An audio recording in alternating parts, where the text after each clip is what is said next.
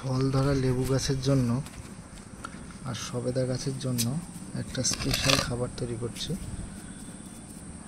এটা আগেই তৈরি করা ছিল, খুব সুন্দর একটা খাবার, যেটা দিলে আর সারা বছরে আর খাবার দিতে হবে না।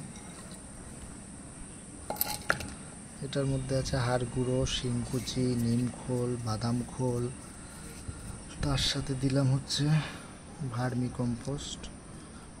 খুব সুন্দর খাবার।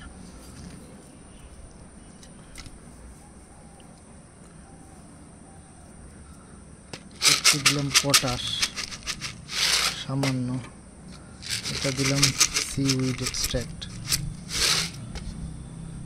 এইটা হচ্ছে খুব স্পেশাল খাবার, আপনারা দেখলে হয়তো বুঝতে পারবেন। সামান্য একটু, এটা হচ্ছে চামড়া সার, এটা স্পেশাল পটিং। এটা আশা করি চিনতে পারছেন কি দিচ্ছি, হিউমিক অ্যাসিড।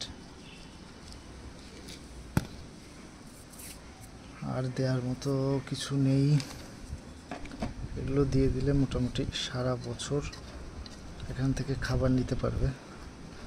তবে বলে দিই, সামান্য একটু চুন দেয়া আছে এর মধ্যে, যেটা খুবই উপকারী গাছের জন্য। এই খাবারটা যদি দিয়ে দিতে পারেন, আর সারা বছর আর কিছু দিতে হবে না ফল ধরা লেবু গাছের বা সবেদা গাছের জন্য।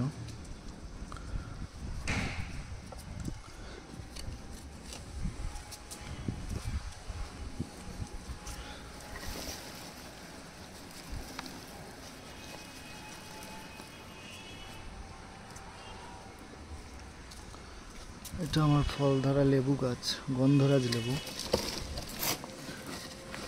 এটার জন্য এই খাবারটা খুবই উপকারী।